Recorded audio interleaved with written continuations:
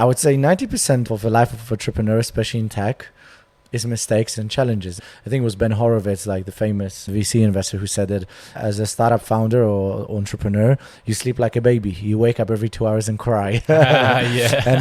Welcome to the Hospitality Podcast. Where's the lamb sauce? Come on, man. I just need it. This is the lamb. Where's the lamb sauce? Presented by Arthur Gomez. God damn, I just spent $8,000 on some fucking wine. And Quentin Wind. What are you? An idiot sandwich. So pour yourself a glass because we're diving into the world of restaurants, kitchen and bar. The Hospitality Podcast. Welcome back, guys. Hello. New episode today with a new guest. Yes, and today we got a special guest again. Yeah, I mean, they're always special, aren't they? Always special. But is the CEO of Embargo, which is a loyalty CRM app.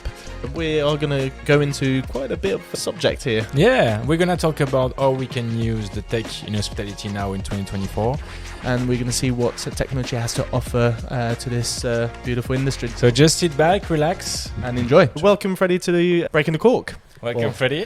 Great to be here, guys. Thank you for coming. Today, obviously, quite different to every other podcast that we've done. We're going to go to a different subject, which is technology. And this week is going to be quite full on for myself, actually, talking about technology as we're going to the Brighton Coffee Festival on the 10th. Yes, indeed. Saturday. Yeah. Oh, yeah, it's the weekend. Yeah, it's this weekend. So, Nice. Freddie's putting me on the spot in front of quite a few people. I like to do that. Yeah. Nice. I need to get PR trained by you. PR train. But again, thank you for coming. Yeah. And how did you start everything? Well, actually, do you want to start explaining us your hospitality background before we go into technology? Hospitality technology. Yeah, absolutely. I think, my hospitality journey started in London. I moved here when I was 19. Although I was born in Hamburg in Germany, where I spent my first 7 years, but then I grew up and did most of my school years in Poland. When I was 19, I decided to move here for uni. But before uni started, I wanted to be here half a year earlier, get a grip of living in London. I had to find a job. My first hospitality job was at Joe and the Juice, actually. There was quite early days for them in London or in the UK. They only had 4 stores across the entire UK. There was all 4 in London.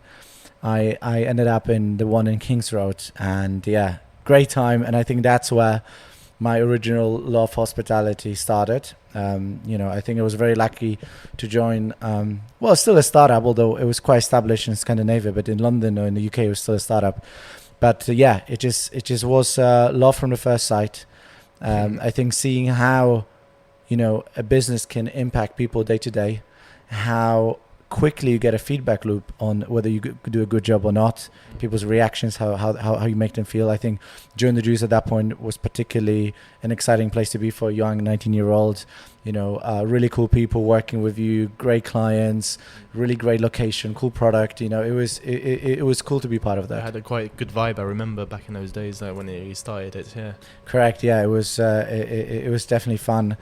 Made tons of friends through that, and memories still stay forever. But I think there was the time as well where my mindset, because my background is actually sport. I used to be a professional athlete, and I think that mindset always translated into everything I've done afterwards, which was when I do something, I want to be the best. I get really passionate about this, and in hospitality, someone dragged me in because I love dealing with people. I love people. I always find inspiration in people, and I think that was just the perfect place to be for me. But very quickly, I started thinking about the business itself. I was always quite passionate about marketing. I was quite passionate about, how to grow businesses, just, from my own reading and following journeys of entrepreneurs and businesses. And the one thing I realized is great. So we've got all these consumers, all these customers walking in every day. You don't need to be a particular expert or data scientist to realize that most of our revenue comes from those regular customers. And I thought there was so much more we can do to attract that business back, to make these customers visit us more often, bring their friends, spend more, and ultimately, have a healthier business. And it was funny because I think in my 3rd month or 4th month at Joe and the Juice, I literally just passed training, just passed probation, And I was so excited about the brand and everything they were doing, but I still thought like, oh my God, there's so much potential to unlock. And I asked the country manager, who was also like a director globally for the company. He's been in the company almost from day one. He's, I think, the cousin of the founder as well. So they pretty much built that up together. And I asked him, I sent him an email. I said, hey, I want to meet you, and you'll see, like, you will not regret it. And what I've done, I've prepared a whole presentation. I can't remember, it must have been like 20, 30 pages on all the ideas, all the things they could be doing, because that's how passionate I was. I was like, I don't care that I was earning, minimal wage, like it was barely giving me survival in London, but I was like, I want to make an impact. And a lot of that was around customer behavior, like, building that loyalty relationship with these customers. And I remember he looked at me, he's like, look, we're not looking at this at the moment. We just want to open sites and grow the business. Obviously, if you look at Joe and the Juice today, they're obviously, on the forefront of digital. Massive, but also of how they grow. Like, I mean, the loyalty apps, the digital stuff, everything they do, the marketing. I mean, they're literally at the very top of that. And I think it's just crazy to see how that journey has gone from almost, we have a cool brand, we have a great product, we're going to open sites, like this should be enough, to now literally going way ahead of many competitors in terms of, that digital marketing sort of loyalty component. But yeah, that's how it started. And to be honest, I very quickly realized that, maybe that is something I want to do further, just beyond a side job during pre-uni and then during uni. And then I ended up actually moving on from Joe and the Juice. And that was actually through Joe and the Juice, because I ended up meeting the PR director of a restaurant, bar, a nightclub in Sloane Square, called Tonteria. There was the early days of that place, which I think at that point was one of the best, if not, best club in London, definitely, a place to be. And ended up, we ended up becoming friends through her. I ended up meeting tons of people, ended up meeting the founders of Tonteria at her birthday completely randomly, and ended up getting, offered a job at the marketing team. And that's how I guess I moved from working in a venue behind the bar, doing all the jobs from scratch, to actually being like, cool, now you have direct impact on how we grow this business. And I think that was the pivotal moment. Yeah. So basically, like when you move from Joe and the Juice to the nightclub, at what point you're like, wow, like I have to create my company, I have this idea, I have this project? I think first of all, it was crazy because I just started uni. I started marketing and management, and then the founders of Tonteria offered me a job. I was 20 years old, and they said, look, we see a lot of ourselves in you when we were 20. We'd love to have you on board. We'd love to give you a chance. I had a 3-month probation, and suddenly I was like, I have no idea what I'm going to do, how I'm going to do this, but I'll find a way. And I think, we've done some really amazing work there. We grew the business, launched some amazing stuff around the restaurant that was there as well, the cocktail bar and the nightclub. And 6 months after I joined, they ended up offering me a position of head of marketing. Oh, that's good. Which I was at that point just turned 21, which from what I understand, made me the youngest head of marketing in that space. And suddenly, literally, even more responsibilities were on my shoulders. And I think I've always had a dream. I mean, the moment I decided I don't want to continue my sports career, I wanted eventually to build something on my own. My dad is an entrepreneur. I've always been very much inspired by entrepreneurs. And I think at that point, my boss, who was, at that point he was 30, 31 as well, super young, very successful. He was more of a mentor to me at that point. And I think he very much, even further, like, installed this entrepreneur-like thinking. And you would always say, oh, one day you'll start your own business, and I think that's where I felt like sooner or later this will happen, and it did happen. So it happened directly after the Tonteria, or before you find another job? So not entirely. So actually my first business I launched was a fashion brand. I was 21, 22. I launched it with my very old friend Magdalena. She was studying at London College of Fashion at that point, and we just had this dream. I mean, she had her vision for the clothing, for what it can be. I had a vision for the brand, for what it was. And I think, given that we've done it with almost no money, no experience or nothing, both our collections were exclusively released by British GQ. We had quite a few celebrities wearing it. We managed to get into quite a few concept stores and stuff. It was a fun ride. Successful, basically. Yeah, I mean, look, we made more mistakes than you can think of, and we definitely weren't ready for this, but I think we squeezed a lot out of that, and we've learned so much. But at the same time, that was then where I moved from Tonteria. I moved on to the Cuckoo Club, which again was more a slightly different type of establishment. That was some of the best 2 years of my life. I absolutely loved it there. Again, met so many more people, learned so much more. And I think throughout the whole time, I was very much, I was curious. I was constantly curious about hospitality. It just kept inspiring me and almost really challenging the way I was thinking about that business. And because throughout that journey, let's say if you run a bar, nightclub, restaurant, coffee shop, whatever that is, and you become successful, you end up meeting a lot of fellow managers, owners, directors from that space. You start listening to how they run the business. What are their challenges? And I think, it was around that time where it just started hitting me that it's just hospitality is one of the biggest consumer businesses in the world. It's a multi-trillion-dollar business.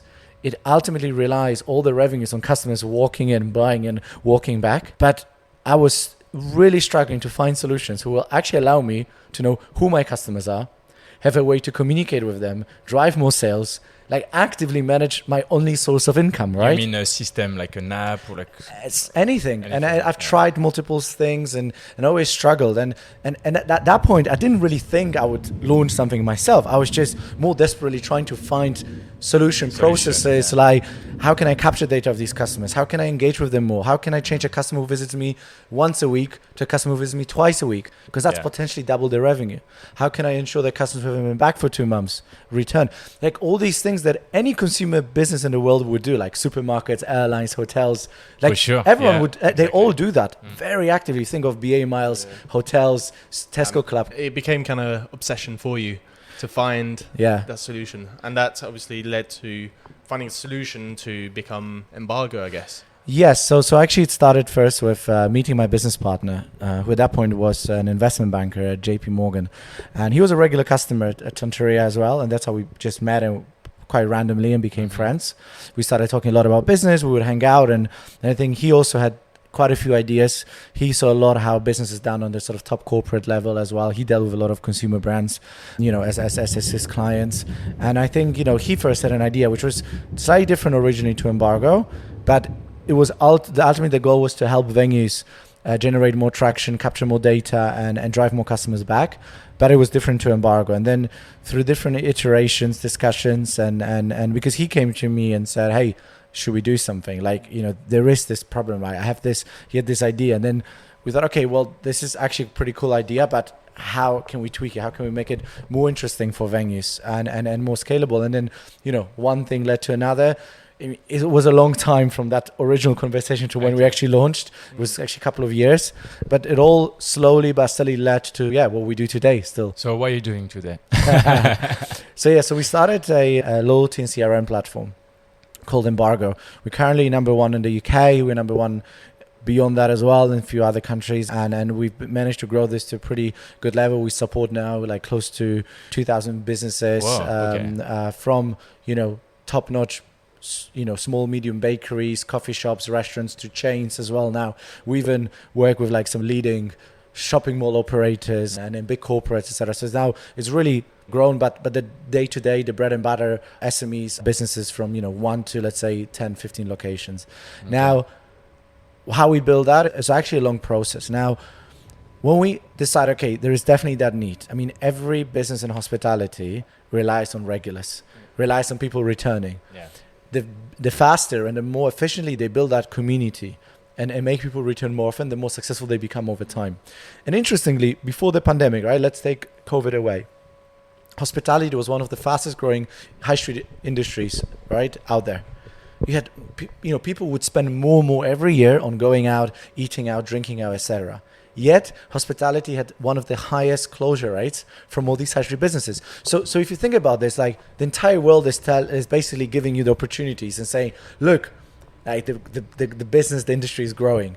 Yet, like we have so many closures, so many businesses that are not working out. So clearly, there is an issue, right? There's an issue somewhere. There must be an issue because, it wasn't COVID, okay, things were shutting down. It was literally a perfect environment.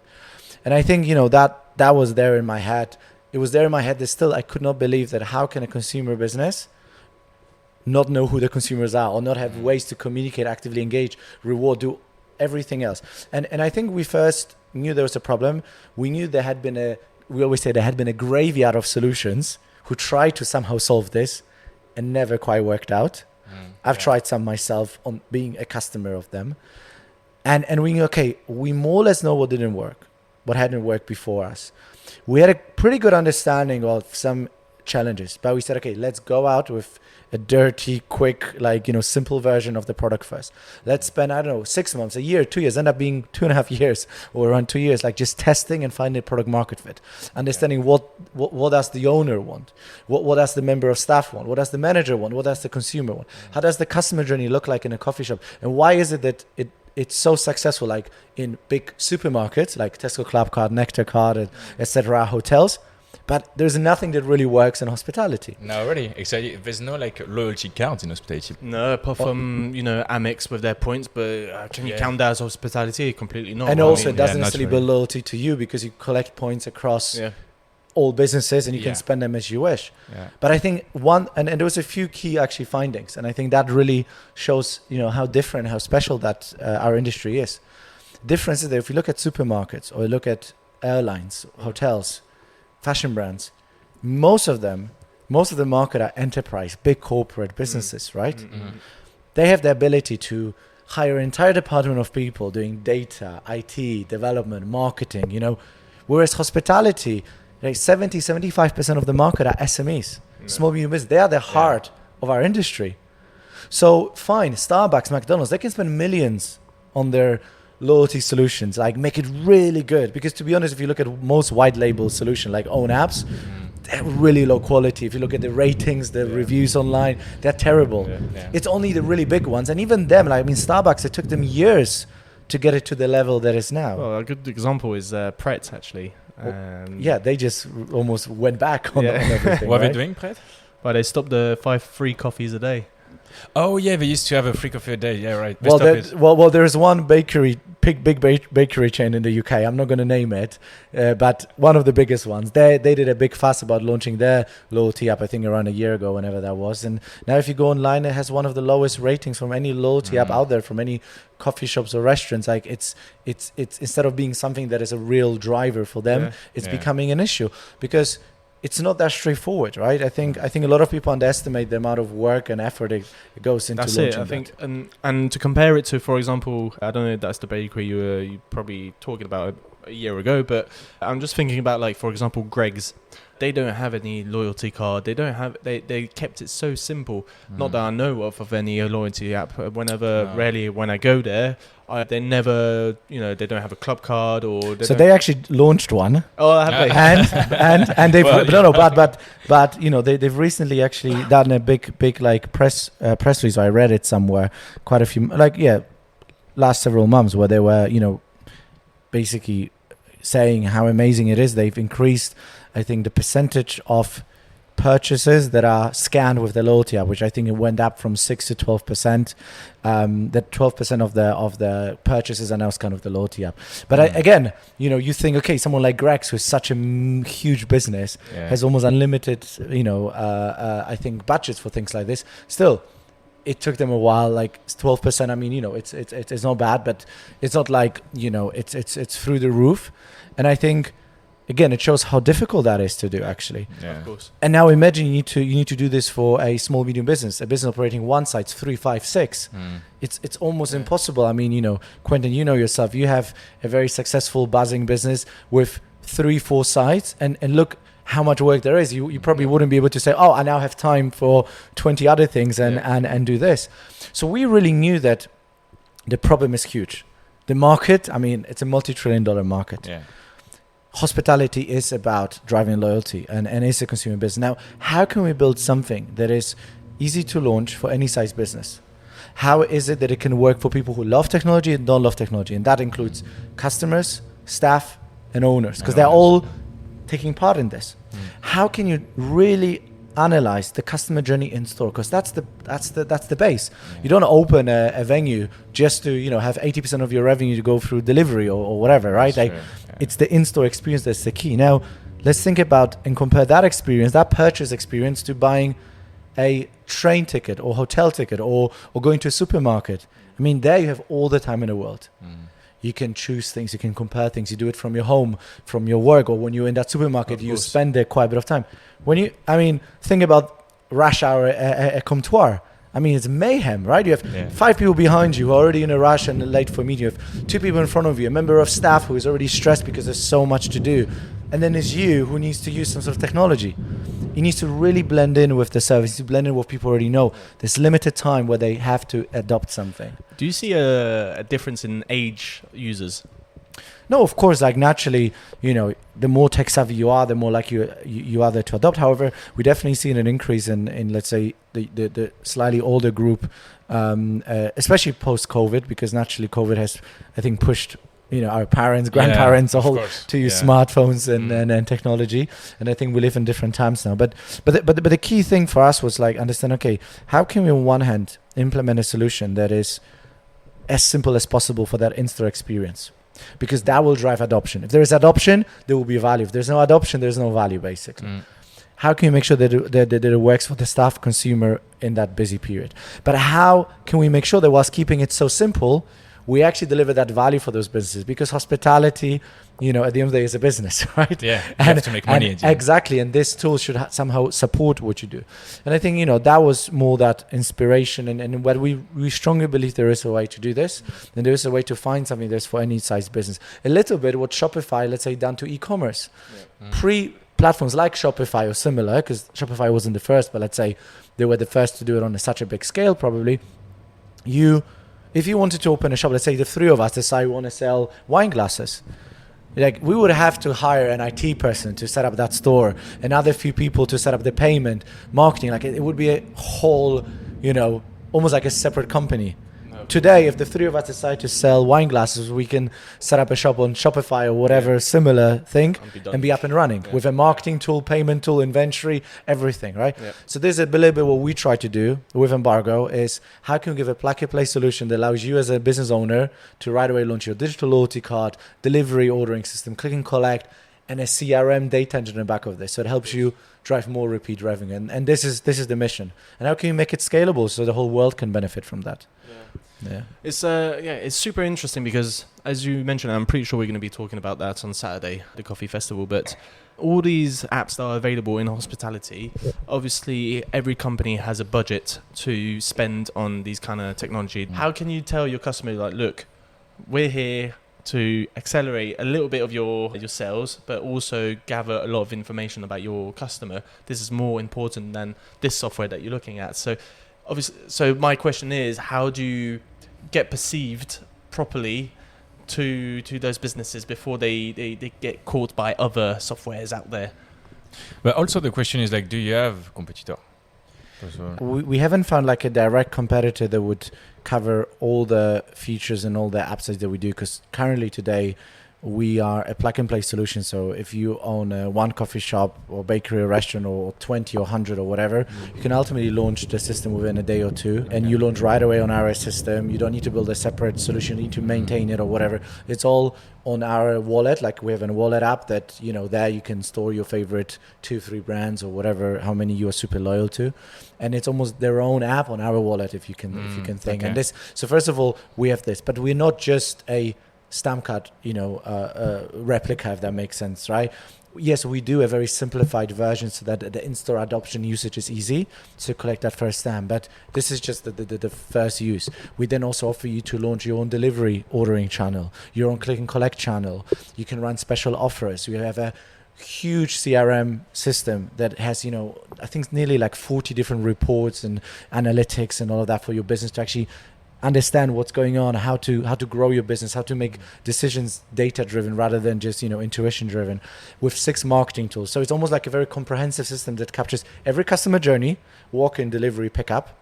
Now it even does staff tipping, catering, ordering, etc., all connected to your loyalty card and CRM system. Now, the only solutions that we know that could potentially do all of this are some solutions that you build almost from scratch or do white label, right? So you build your own app for this, and unless you're Starbucks and McDonald's or Costa or whatever, it almost doesn't make sense for many reasons. The interest would not be aligned between you and the provider. The quality is usually quite low. It's hard to get that adoption. Like eventually things start to break. Whereas here, I think we have the beauty because we only have to focus on one solution. We work 24/7 on making that solution better every single day. And we don't do this just based on our own thinking and ideas. with like, almost 2,000 of these businesses, with like hundreds of thousands of these regular customers, all that data, feedback, information, we know exactly what those businesses are looking for. Where is the bottleneck in some usage? If there's a new Samsung phone or iPhone coming out that has a slightly different UI or UX or slightly different features that somehow make using the app a little bit more complicated, we can fix it once for every single customer out there. If one venue in the middle of nowhere tells us, hey, look, that would be an awesome idea because that would help me to optimize this feature or that, and we realize, actually, this is super cool. We launch it and it's available for 2,000 businesses. So we have this, we always say we don't have the network effect just on the user side. I'm having, some of the software/apps that we're using, I'm having more and more trouble with being in contact with my account manager. So the customer service is going kind of like downwards of anything that is personalized. So I can't even imagine when it comes to like, personalizing, white labeling your own apps. You kind of lose contact. And you sign a 2-year contract, and their margins are like, if they sell you this, right? Like their margin come from doing as little work as possible on the way, because the more the resource they have to deploy for your particular app, the less money, the less profit they will make on that, right? And then they have 100 other apps they need to maintain and work on. Like, how on earth do you want to make it really, really good, or at least the best possible? Is that the reason why, like, when you go on their websites, obviously they have like the standard package, the golden package, well, silver, golden, and then enterprise. And enterprise, it seems to be quite more white labeled. I guess that's where the money kind of is interesting for them, because it's obviously a big package. Yeah, because, to be honest, we once calculated, because we get interest or questions from different brands, and it's, oh, we love your solution. I mean, we have a 4.9 out of 5 App Store rating. We don't know a single loyalty app out there, white label or not or whatever, that has that sort of level of App Store rating with at least, let's say, 1,000 ratings. So it's not just a few of my friends, right? We have several thousands of ratings there. So a lot of, like, sometimes brands come and say, hey, would you build this but for us and white label? And we usually say, if you want this at that same level, that same customer service, maintenance, constant development, because the app that you see today versus what you'll see in a year will be like day and night.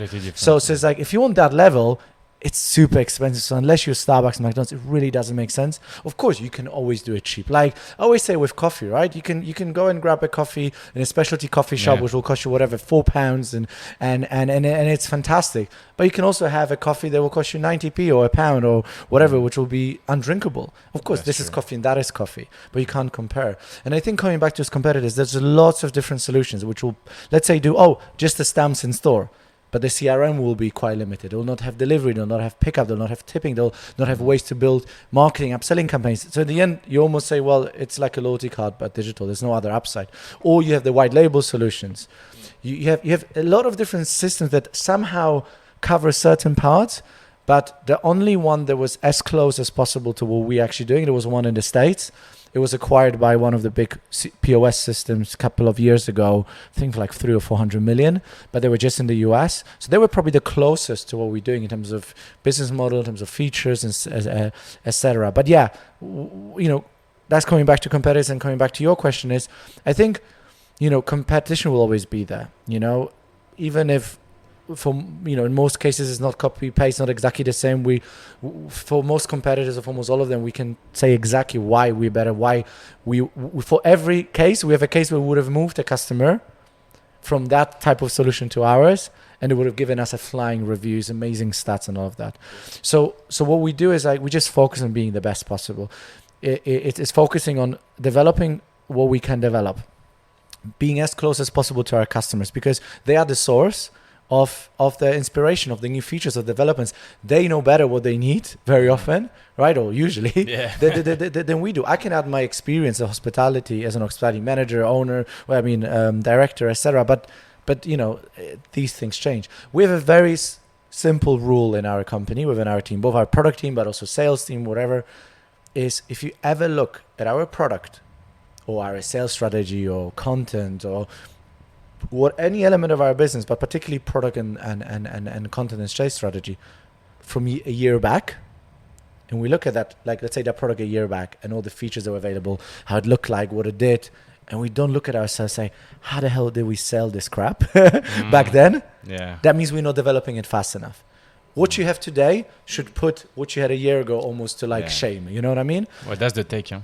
Yeah, Like but this is what this is what the best companies in the world do. They reinvent themselves all the time. And I think, once you have this mentality, of course you look at competition, you see what's out there, you keep a close look, but you 95% of your effort and energy goes into being the best you can possibly be, and then just growing it on your own terms. When you say white label, what do you mean? Because maybe there's some people who listen to the podcast and they don't really know. Yeah, so there are solutions who would build, and let's say you want to start your own app for your own business, which is your own app on the App Store, etc. So there are companies who say, look, we have these modules, like off-the-shelf solution. We can just brand it with your branding, and we launch it as your own thing. Oh, okay. Yeah. Okay. So like, I don't know. If you sell wine, you can sell the bottle of wine with the label of the person that's asking. Like, okay. Yeah. Okay, makes sense. So like, you would have had, I don't know, let's say the Gales app or something like that, right? That's a ultimately white label app. Yeah. So how old is Embargo? Ooh, well, I mean, I think the first version where we're just testing the app. There were there's no CRMs, there's no ordering, so no nothing. It's literally a very simple, basic app where you collect points, and even the way you were collecting points was completely different to what it was now. Like, it looked different. It was like when you look back then, that's ridiculous. The first testing version that we got on the App Store, where we started to really play around with this, was like mid 2017, something like that. And yeah, we took around probably. We launched the CRM like mid 2019, and we started commercializing the business late summer, beginning of autumn 2019. So not long before COVID, actually. Yeah. Well, how? Okay, so yeah, just before COVID, did that helped or didn't help at all? COVID. I mean, in a short term, right there, right now, it was scary because. You go from a business that took a while to like really understand and really find the reasons why the problem is so obvious, but so many solutions fail, because that was almost, annoying, right? Like you have this big market, big problem, obvious problem to solve, yet so many solutions fail to do so. So you spend so much time really understanding this, growing this, developing. And once you feel like, okay, now I think we're on the right path. We start commercializing, we start growing revenues. And suddenly everything just shuts down. And you're just getting started as a startup. You're not a big corporate where you're like, okay, great, we now have all these cash reserves, we'll wait for a bit or whatever.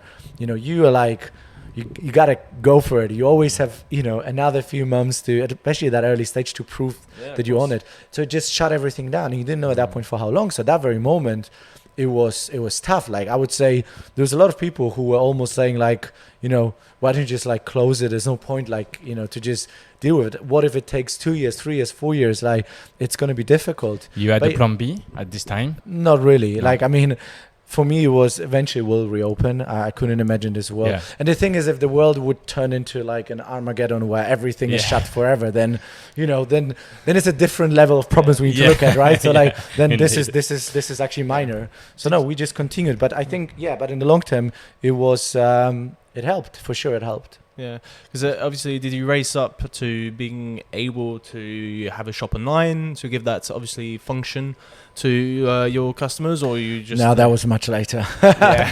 No. I think we managed to organize the company, and I guess we had enough support from our existing investors, a couple of new ones who really saw that at the end of the day, in the short term, it's a bummer. Like, just shut down the entire industry. Our revenues go down to zero. But it's like, and that was the whole vision and the bet. It was like, but in the long term, this will really reinforce what we're preaching before, which is you need to know who your customers are. You need to know who your only source of revenue is, right? To be able to communicate with them, stay in touch, drive sales, not lose them, be able to actually drive them back when you can. And I think nothing showed us more than this had been neglected than COVID. Because Pret, actually, that you were mentioning, was a perfect example. If you go back on some podcasts with the original founder pre-COVID, he was always like, we don't need technology, we're just going to open site after site after site. I mean, look, in some high streets in London, you had a Pret every 100 meters, and he was always like, no, we don't need this. We have this random act of kindness. Our team can give away that free coffee to you just because, he has a good day or she has a good day. He was always saying this very openly. Then they bought Eat, Remember, they bought Eat just before COVID. They bought What's all Eat? the site. Eats is another brand. It was like a Pred, but like, another Okay. brand. So they bought like 400 of the stores just before the pandemic. Suddenly the pandemic hits. Oh my. Everything is dead. Now they need to reopen. Now, they were a business worth, what, £1 billion or whatever they were worth. They actually didn't have data. They didn't know a single customer they were serving. Already? Because they weren't capturing any or barely any data, or very little at least customer data. So that actually, I mean, I don't know all the details why they launched that subscription. It was pretty much free coffee.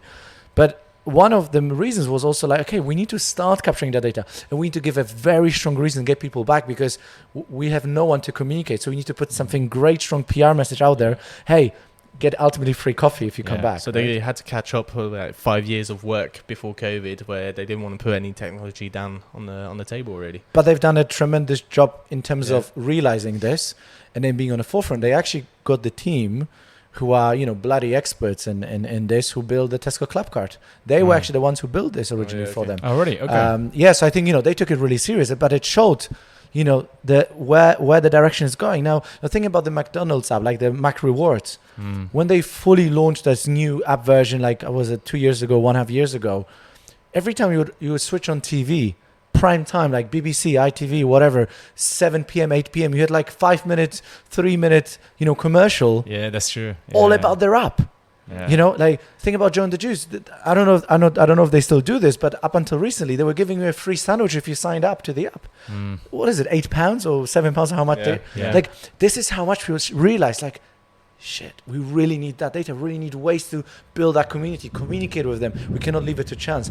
So that sort of change where things realize I'm reopening, I have no one to talk to. Yeah. Really hit it, and so we were on that momentum. We were that solution basically that could come in and solve that problem for no Pretz and not McDonald's, but for the entire All the other of the businesses. market that is left, which is majority of it. Of course. Yeah. And talking about team, so how big is your team now? Did you create the app at the beginning? I mean, the software. Yeah. Or do you have a team for that?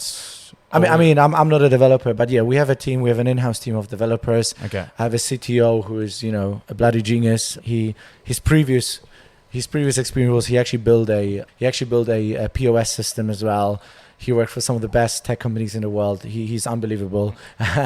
So we've got a team. I mean, we still are actually, I think, sub 20 people or around 20 people now, but that's across, 2 countries where we actively operate. It's, sales, customer success, IT, design, support, like all of that. So we're still a pretty small team for the amount of customers and the size of what we do. But yeah, it's a strong group of people. So once obviously a company signs up to Embargo, they can capture, first of all, a lot of data from who their customers are. Second is the service, the click and collect, and click and get delivered at home. But once you get all that data, is there a monetary side of it? Can that company use that to gain more? Obviously, we will gain more sales, but obviously there's this whole thing behind it where you can sell your data.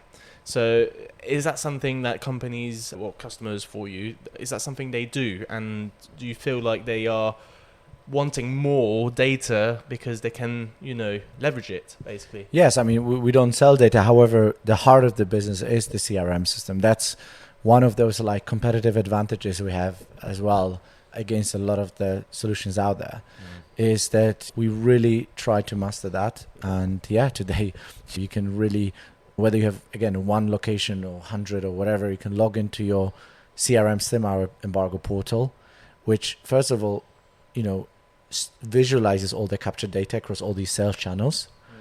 It puts it into easy to read analytics, statistics. You can actually make sense out of it quite quickly without having to be a data analyst and have any know-how really. So it visualizes all the key data about your key customers, about customers that actually are, you make it or break it, right? They actually decide whether you are making it and successful or not. So it visualizes the data throughout different reports, summaries, etc. But most importantly, we make that data actionable, because the one thing that we also preach is data in itself is useless if you can't do anything with it. If you can use it, Yeah, like what's the point? It's just like I sometimes speak to companies and say, oh yeah, great, we have like X amount of thousands of email addresses, and I always like, what do you do with this? What, just add it to your newsletter? Is that literally all you do? It's a nice Excel sheet with this. I mean, that's almost useless. Like, there's so much more you can do with this. And then we actually give them 6 marketing tools. So you can log in, like, let's say you've never used technology, you hate technology. You have 10 minutes a month to actually deal with these systems. And that's how we design it. You can have 5-10 minutes a month, log in there, see, great, I have X amount of customers. Y amount of customers have not returned in a couple of months. I see these are my top customers. And I'm launching a new menu in 2 weeks. Great, you know what? I can go in there and do one campaign, which is among push notifications, in-app messages, emails, special offers, which will be just catered to my customers who have not been back in a month. And we send a message, hey, we miss you. Get 50% off your first visit or your first lunch or coffee with our new menu. Then you schedule another one. You can literally do this within a few clicks, almost like sending a WhatsApp message, right? Okay. On the portal. You go, oh, now I want a message to all my top customers to invite them for a new tasting of my new menu. Anything that will help you ultimately drive more sales, be closer to your key customers, and change those small things that have a big impact at the end of the year. Because think about this. If you are a coffee shop, even if you're a chain, ultimately you're a community business. Most of your locations will rely on a fairly small number of people who drive majority of your business. If you're, let's say, a coffee shop or a quick service restaurant, very likely most of that business doesn't come from people driving from the other side of town just to have your coffee. Some of it, yes, but the day-to-day, the make it or break it will be those local customers. So it's a small group of people. It's like the 2080, basically. Yeah, exactly. Who need to visit you as often as possible. Now, it's a good thing that you only need to rely on a small amount of people, because that means you don't, or you shouldn't be spending money on PR, marketing, Google ads, Instagram ads, or whatever, because this will not move the needle, and you spend a lot of time and money on this. Your job is make sure there's few hundred of people per location visit you a little bit more often. Instead of visiting once a week, visit twice a week. Instead of buying a croissant and a coffee. Bringing a friend. Yeah. Making sure that those who haven't returned in 2 weeks actually keep coming back again. These are the small things that ultimately will either save you from shutting down or, potentially leading to this, or make you extremely, extremely successful. And I think now we live in the times where costs are going up. People are much more picky about where they spend. So picky now. Right? So you got to really fight and make an effort. Like, if you're a business, your job is to maximize the chances of your success. There's certain things you can't control. But this is definitely something you can control. You can send a message to the customer. You can reach out. You can reward them. You can upsell something to them. These are things which are totally in your control to help improve it. Hospitality will never be about technology. It will always be about great food, drinks, and no technology will solve a bad product, right? A bad service. But technology can have a major impact on making that experience more valuable for the customer, more valuable for the business. Supporting all the efforts you already make and basically scaling them. It's a tool. Yeah, basically. it's a tool. Yeah. Yeah. So let's say, for example, I'm a business owner. Okay, I have one business and I want to use your service. I want to use Embargo. How does it work? I need to download an app. Is it a software? How does it work? So first of all, to onboard, that takes literally, 2 days or something like this. You need to send us your loyalty system. So how do you want to reward your customers? What are the stamps points for? Like, what are the rewards on the way? We usually come with a suggestion based on the type of business you are, because we work with so many, we see exactly what works, what doesn't. We have tons of data that can support and say, look, we think that for your type of business, for your type of products, area, etc., this will be a killer. That's how you can set up your loyalty system. So we almost come with that consultancy. Once you send us that loyalty system and logo, your profile, everything is done within literally 1-2 days. Then you just log into the CRM system, the portal, the data engine, the marketing tool, sign up there with like your credit card details, like almost Netflix, and you're up and running. Then in the store, we give you a small device to collect stamps, and you can start taking orders, you can start capturing data, reward your customers. And then your customers just need to download the Embargo app. A lot of them might already have it, because they might use it for, let's say you have a coffee shop, they might use it for a restaurant next door already. It's this one app that acts like almost like an Apple wallet, but for your favorite hospitality businesses that you're super loyal to. So that's the beauty. It's the onboarding, it's plug and play, it's 1-2 days of your life. Very easy. Customers, it takes them a few seconds when in store to use it, and that's the beauty. Yeah. And in terms of fees, so we price it. So we're a SaaS business, which is software as a service. We have a software and we give it as a service, and it's based on a monthly subscription. Okay. We have a monthly subscription plan that is per location. So obviously, if you have one location, you pay one, subscription, one license. You might want to call it. If you have 20, you pay 20 times that.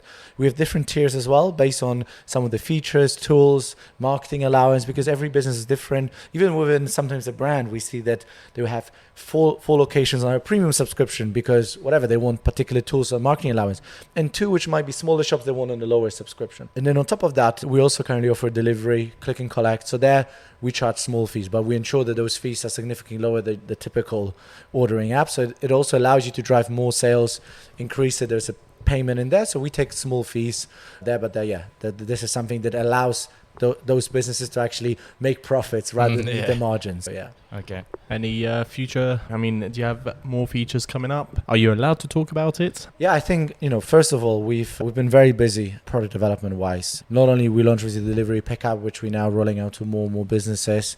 Some extremely successful with this. We've launched multiple POS integrations as well, so you can actually connect directly to your till system. We launched a tipping solution now, which also allows even like small single coffee shops take £380 a month. And a coffee shop in tips. Currently, if you go to a coffee shop and ask them how much tips they take, it's usually whatever, £20-30 a month, because no one carries cash anymore. Most coffee shops, bakeries are cashless. So we suddenly also give away that those regulars can give back and reward the team, which also makes you as an owner, your life easier because you can keep your staff. You can reward them better. I mean, like how many people work in, let's say, in Bermondsey, in Comptoir? How big is the team of like people on shift? What is it like on shift in one day? Yeah, I would say about 25. 25 people? No, but at the same time, in total in the company. No. How many people work behind the bar, like as a barista? As a front of house, you mean? Front of house, I would say about one site. Oh, one site. Sorry, about 3. Yeah. So let's say 3, you probably have another person, say 4 rotating. I mean, if you can suddenly in a quarter make like £1,000-1,200, it's like £300-400 per person to get the quarter extra. I mean, that's happy days, right? So these are the little things we add on top of, and why? Because they were requested. I mean, we do, as you know, as well, we do regular workshops as well with our customers, and we discuss those features. We're doing some big developments as well in the CRM system. There will be even more stuff going around to automate things and help businesses use that system even more. We now build multiple other integrations with other like platforms to allow venues to manage and streamline the operation, but also capture even more data. And there is a couple of other things that are coming, but we're quite busy now with those integration. We're launching a completely new app version, which will have a redone technology design. It will open up so many opportunities also to implement a machine learning, AI system that we've been building or working on for a while to almost automate a lot of upselling for those businesses. So there's a lot currently happening. Is that scary? Because obviously there's a new design, it's pretty much a new app. Is that scary? How do you measure the risk on that? I mean, we do this like quite regularly in the way like we push boundaries. I mean, this will definitely be probably the biggest change. But obviously, on one hand, it gets easier because you're more experienced. You know what can go wrong. Like you've gone through quite a few mistakes. On the other hand, the risks and the stakes are bigger and bigger because let's say 2 years ago, when we would have, implemented like a significantly changed app, like everything new, and something wouldn't work first 2 days, would impact X amount of users. Today, that number would be probably 5 or 10 times as big. Yeah. But you end up saying, okay, there's much more at stake, and suddenly more things can go wrong. But I think fingers crossed we have the right team to handle this. We've got the experience, even if. Come on, multi-billion-dollar businesses launch new updates. Think about Microsoft and CrowdStrike a couple of weeks ago, and the whole world collapsed. So I think it's obviously tech is tech. Like things sometimes go wrong, but I think we're well prepared. And I think if you don't push those boundaries, we don't develop constantly, and don't want to improve, that's where you start, without even realizing, start losing out, and you start missing the opportunities. You talk about mistakes just before. So if I'm right, I think it's been 6-7 years you have Embargo. Yeah, 6-7 years since we started fiddling with idea and testing this, and then I guess doing the beta product market fit. Yeah. What would you say was not your biggest mistakes? Because we always tend to be like, oh, this is great, like your company is doing nice, etc. But obviously, sometimes some mistakes happen. Of course. A lot, probably for entrepreneur. Yeah, I think look, it's been, those 6-7 years since we started fiddling with idea testing stuff, but we started commercializing this and more launched properly mid 2019, I would say, where we feel like this was the business that we felt we can start working and scaling. However, I would say 90% of a life of an entrepreneur, especially in tech, is mistakes, is issues and challenges. I mean, I think it was Ben Horowitz, like the famous VC investor, who said that as a startup founder or entrepreneur, you sleep like a baby. You wake up every 2 hours and cry. And I think that there is some merit to it and some truth. No, we made tons of mistakes. I think, first of all, it was, we probably didn't appreciate how much nailing the ideal client profile meant. So, for instance, we first started Embargo as more an app for bars, pubs, restaurants. We thought it would be going to more the drinking side / premium side as well. It was only like took us a couple of years to realize actually, it's more quick service, it's coffee, it's bakery, it's casual. It's realizing there's places where, you actually visit on weekly, monthly basis at least, not those places where you visit a few times a year. Like things like this, and then how do you sell to them? How do you build a sales strategy? Like we made so many mistakes around that. And I think also one of the main mistakes is like, how do you say no to good ideas? So you keep your resources and focus on the great ones. And that's the hardest thing, because there's so many things. As an entrepreneur, you're a little bit mad. Like you constantly come up with things, or you get inspired by things and you said, oh, this could be improved, because you naturally, if you want to start a business, you need to have this urge of feeling, I want to do something better. So your natural mindset is like, how can I improve this? But there's always a million things you can improve. But if you do that all at once and don't pick the right things to focus, it's very hard to make it work. So I think we definitely made some mistakes with some features that should have never come out. Some changes in the UX UI should have never happened, especially in the first couple of years. But you learn. I mean, that was our first proper attempt at a tech business. I think it's part of the journey. But I think I'm very proud of where we've gone today through the most ridiculously challenging and also ridiculously unprecedented times the world has seen. First Brexit, pre-COVID, which impacted hospitality and the investment side of things, because at that point we were raising more like a predominantly private investor round, or we're looking to raise. Everything stopped for a bit because suddenly Boris Johnson won the election. It was like everyone said, it's going to be hard Brexit. Then you had COVID. Then you had record inflation. Living cost crisis, war on Ukraine. In Ukraine, like you had everything has happened, right? So transports as well being like everything. the tube strikes every 2 days. Like all these things. I think first of all, very proud of how we managed to get through this, grow, build, like become stronger and better with every challenge that's come our way. I think how we've learned from these few years, and how also we use that time of COVID, because I think we haven't quite finished there. It's like COVID hit, everything is shut. After a few weeks later, some first venues started to at least offer takeaway, and you go like, okay, do you just give up and or say, okay, we pause this and we come back once things are open? Well, our mindset was like, hell no, like let's use that momentum. The bet was like, once things start reopening, all these businesses start realizing that they need to do a better job and know their customers. So what we've done, like I remember I bought a e-scooter and I was going around London, seeing which venues are open, which not, and started talking to these venues. Literally, I'll go up and say, okay, what are you currently struggling with? What do you wish you had? Look, this is our product. How would you love this to work? Like, what can we do to change? Like, we spend so much time, first of all, talking to these customers, really trying to get even more feedback, preparing the product. We worked so much of adapting the product, adapting the sales strategy, adapting the ideal client profile, like literally revamping all this, really take that time. And also we would go to these people like, would you like to be part of this? I'm not going to charge you until things reopen. Right, fair enough. Fair. Baba, would you want to be part of this? Yes, I want. And suddenly we started building that following. We started building these venues who started joining us, and the product just kept on improving, and suddenly like we started feeling, okay, there is a wave. It's still up and down. The moment things opened, there was another lockdown. It hurt, but we're like, okay, I think we're onto something. Like, I think this has proper merit and legs, and the rest is history. We can from that we can hear how much energy you've put into it, and how eager you were to get it successful. And now we're coming to kind of the end of the podcast, and I'd like you to give us the day of a life of a owner / entrepreneur in tech. in 1 minute, if you can tell what is your day, what time do you wake up, so the hour and what you do, if you can. Yeah, I think first of all, you got to be ready to take on every day that is, or be prepared that can be slightly different. So there's certain routines you can't always do. So first of all, I currently travel a lot between the countries where we operate and the offices we operate. I'm a lot on the go, so a lot of the things have to be around that. But let's say a typical day, today I'm in London here, I probably wake up around 6 a.m., try to do some morning routines. I try to keep up even when traveling, but not always possible.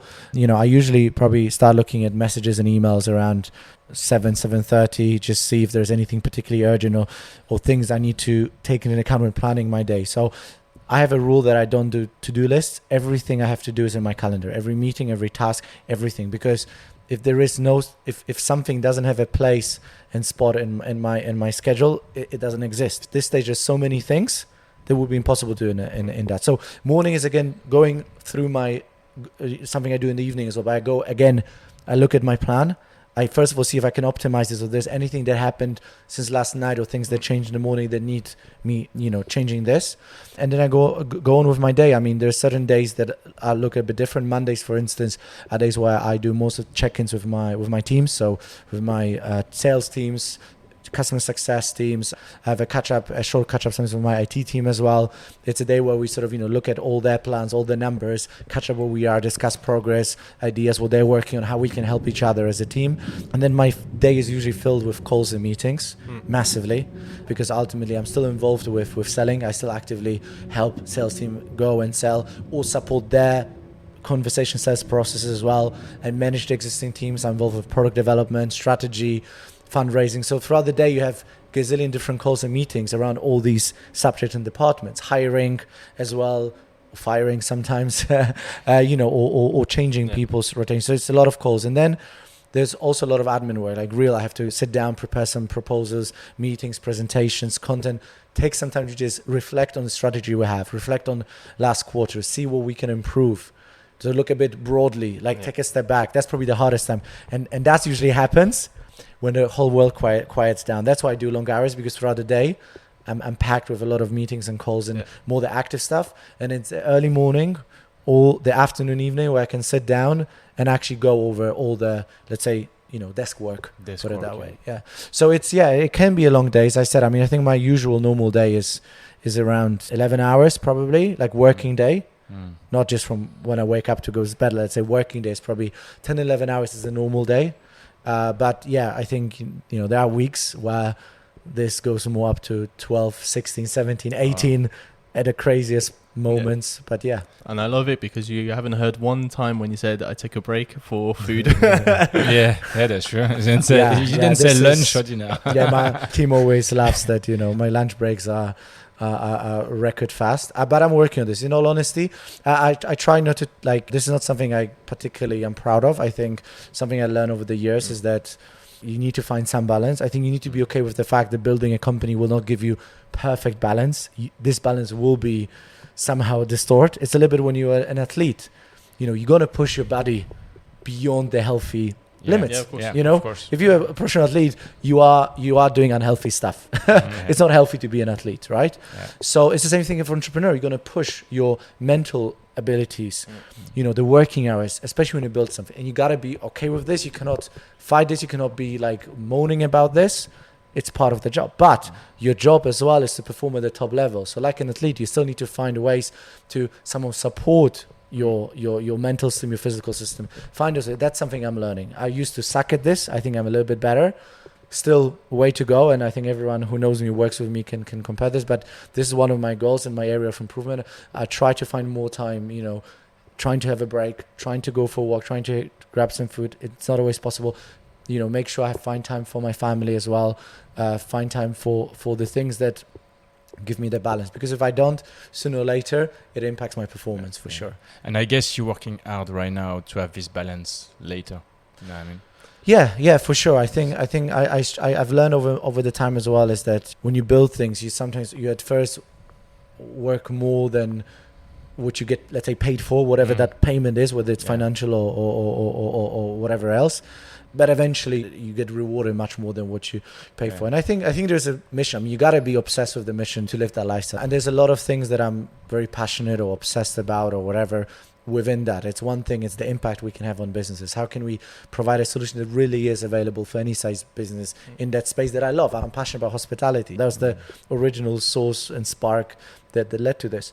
Second of all, is like building a company also allows you to have an impact on many people.